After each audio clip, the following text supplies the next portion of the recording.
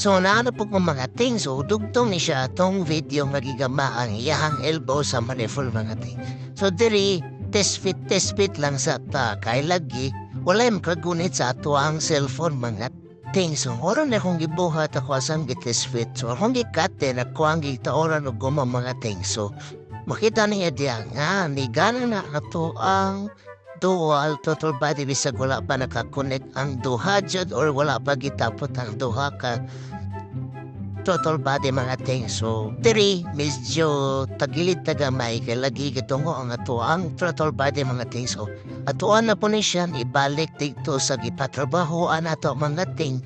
Kay lagi din nato madala ang ato ang unit mga ting ug ato matest. So muna ang ginaingon mga ting. So ato pa na siya ipamasin siya para matapot ng dokabok dual total body mga ting. Pero gusto siya as of now mga ting ngayon aniron siya. So imo siyang tuyo kon mga ting mugana ro pod siya.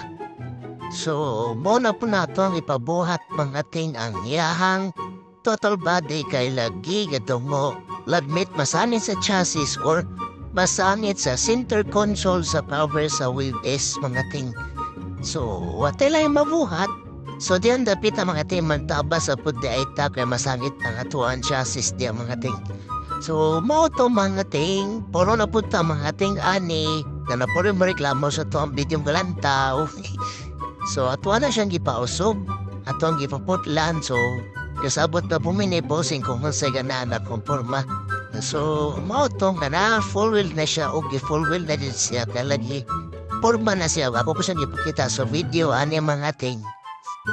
So, before ni siya to sa window yung mga ating ato siya gipatrabaho na busy po ta. So, ato na mao content.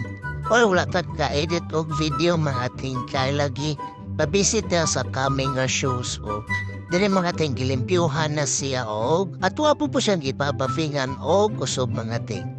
So, harong limpyo kayo siyang rentahon mga ting. Una siya kaya inagian o well mga ting. Kaya lagi nakagawas ni siya sa ato ang cover mga ting. So after ani mga ting, dito ta uli o tanhay aning gitrabaho.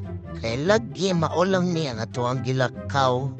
So giteswit na nako, wala na nako video yung mga ting. Kaya apoy ya ka or kapuyan na niya. Musa ko na igamit tong pulang ato kabuk rubber. Ako ang gigamit. Or ako ang napalit mga ting. So diha mga ting is fit na dyan siya o gato ang ganahan nga fittings or unfit niya. So igo dyan siya maghalok sa center console mga ting. Kung nakita po na to, pag usob or ato ang giusob para makita dyan niya maragana ang dokabok tuwa total body na to mga ting. So wala siya dagkang paglanay mga ting Sunday or sa Sunday or this coming Sunday na to siya itaod ang ato ang vlog. So mo ni siya nga to ang vlog na napalit mga ting naabot ni siya tong Friday mga ting. So nakuha nato ni siya tong Sunday diri sa dumagiti mga ting kinapot talaga gipanglakaw. So diri nag-budget ko lang dyan mga ting kaya wala. So tayo budget mga ting. So MP block lang na to ang igamit. 62mm naka-stock store group ta mga ting. Pero watay balak na pataas ang siyang stroke or iparises ang iyang crusher mga ting. Katwalo ni siyang ipalik o stock kung nanay mo police. O kita niya na 62mm.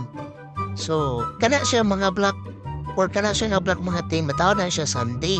So hopefully by Sunday mga ting matest fit or ma-soundcheck na nato siya. So diri ka problema po tayo kaning lock dili siya masulod mga ting o kabalo nga no. Bali na nakontinot. Kulang ko rin ipadanlog mga ting. So diya, igo dyan siya nga maigo ka na naka-triangle gitsura dyan sa chassis mga ting. Diya, agi atong hos mga ting. Diba?